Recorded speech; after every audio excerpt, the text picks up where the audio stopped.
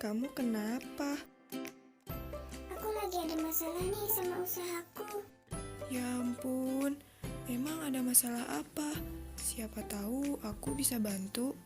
Ada masalah keuangan nih. Karyawan gak akur. Banyak deh masalahnya. Berat juga ya masalahnya. Aku pernah baca deh di buku cara mengatasi masalah dalam wirausaha. Kita harus memahami beberapa poin. Yang pertama, kita harus memahami jiwa wirausaha. Yang kedua, kita harus memahami tentang motivasi berprestasi. Dan yang terakhir, kita harus memahami tentang good team player dan komunikasi dalam berwirausaha. Oh gitu ya. Aku baru tahu. Tolong dong coba jelasin satu persatu, boleh nggak? Boleh? Oke, aku jelasin satu-satu ya.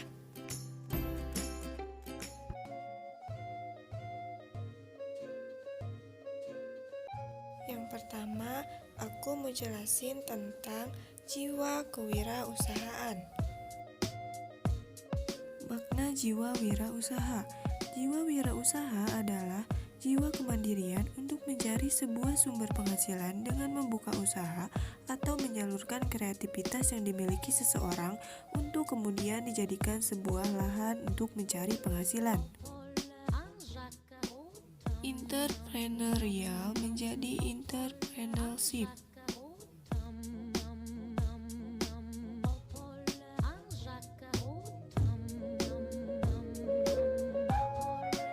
Adapun karakteristik wirausaha yaitu design for responsibility, high level of energy, value achievement over money, dan lain-lain.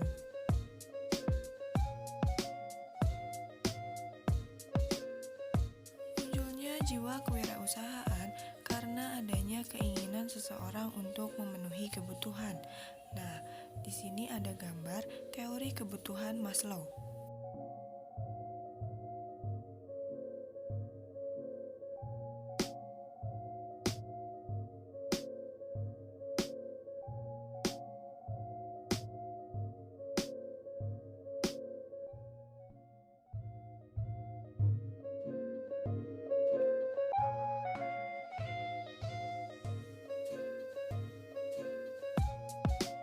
Selanjutnya yaitu motivasi berprestasi dalam wirausaha.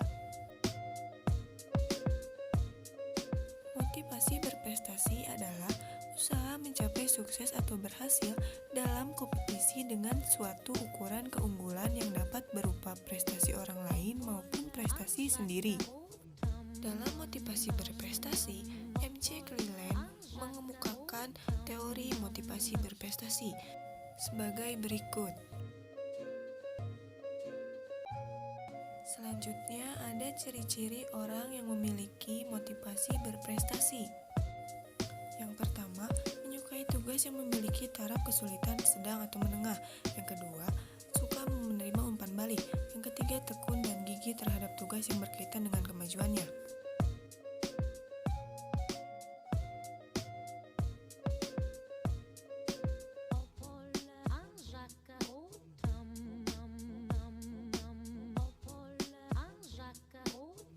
Nah, yang pertama kita membahas tentang good team player. Good team player adalah tim yang baik yang ada pada organisasi atau pada bisnis.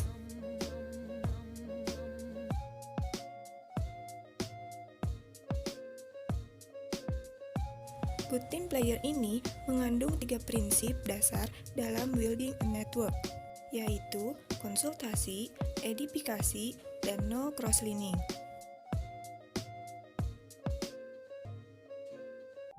Nah, yang pertama ada konsultasi.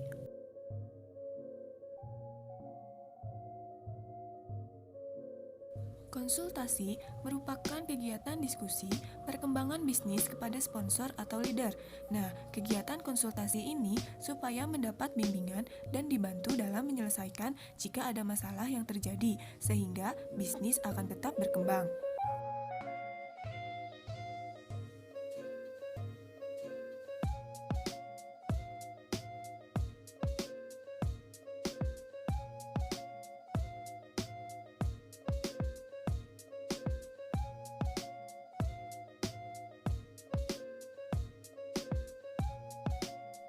Selanjutnya ada edifikasi.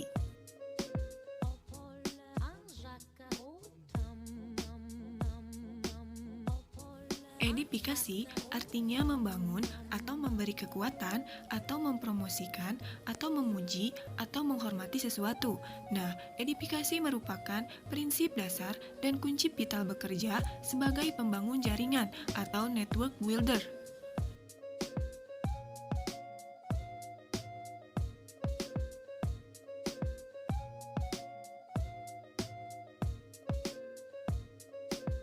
Yang ketiga ada no cross-lining.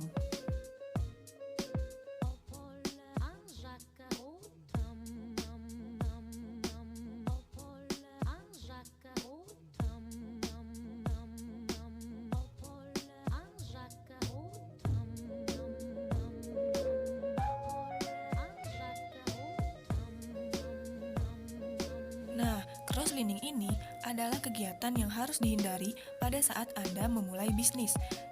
Cross-lining merupakan tidak berbicara tentang bisnis atau kekurangan bisnis kepada orang yang bukan di jaringan Anda atau kolega bisnis, tetapi bicarakanlah kekurangan tersebut kepada reader Anda.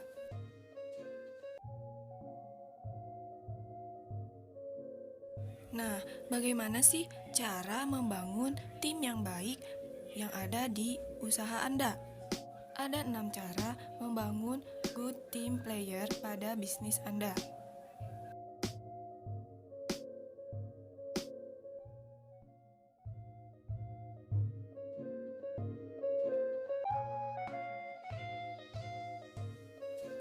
Yang pertama, dengan cara menunjukkan tanggung jawab Anda.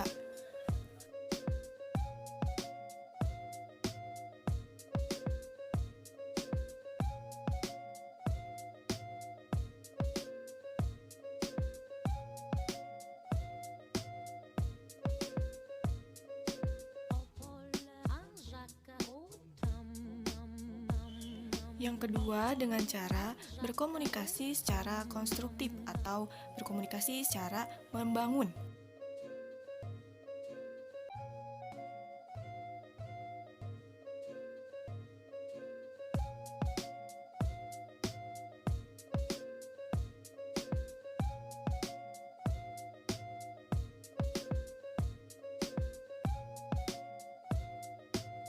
Yang ketiga, Anda harus mendengarkan secara aktif.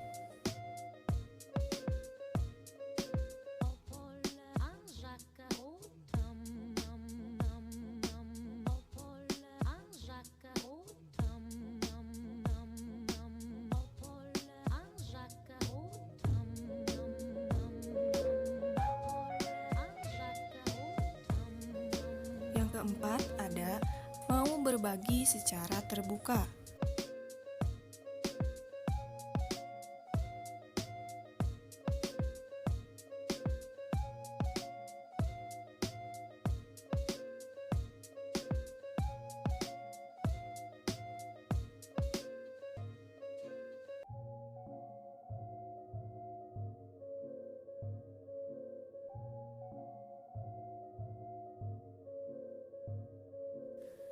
Yang kelima, Anda harus berkomitmen yang kuat pada tim.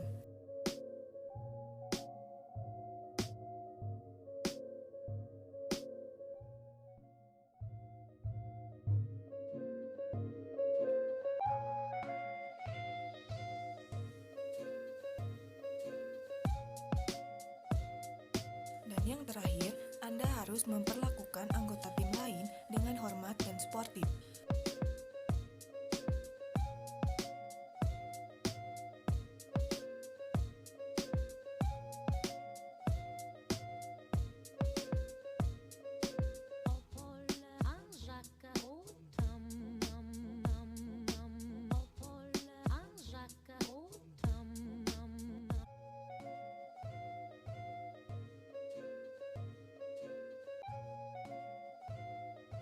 Selanjutnya, kita akan membahas tentang komunikasi. Secara bahasa, komunikasi berarti proses untuk memperoleh pengertian yang sama. Sedangkan, berdasarkan arti praktisnya, komunikasi adalah proses pengiriman atau penerimaan informasi, berita, pesan antara dua orang atau lebih dengan menggunakan cara yang tepat sehingga informasi atau pesan yang dimaksud dapat dimengerti oleh keduanya.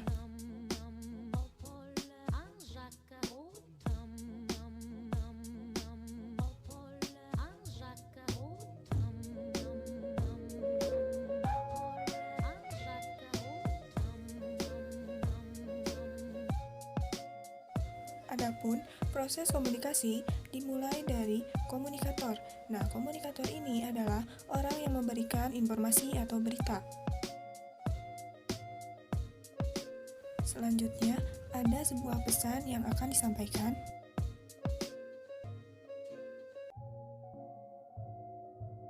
Lalu, pesan tersebut disampaikan melalui saluran seperti televisi, radio, maupun internet. Seringkali pada saluran terdapat gangguan-gangguan.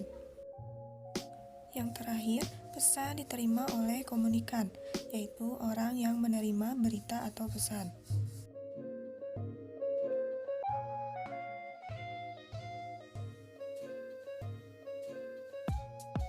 Selanjutnya ada prinsip komunikasi.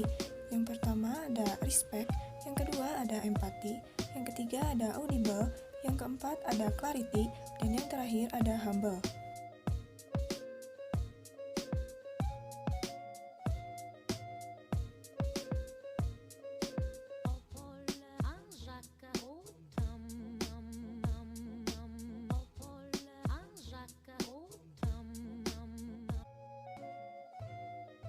Selanjutnya, ada beberapa faktor penyebab gagalnya komunikasi.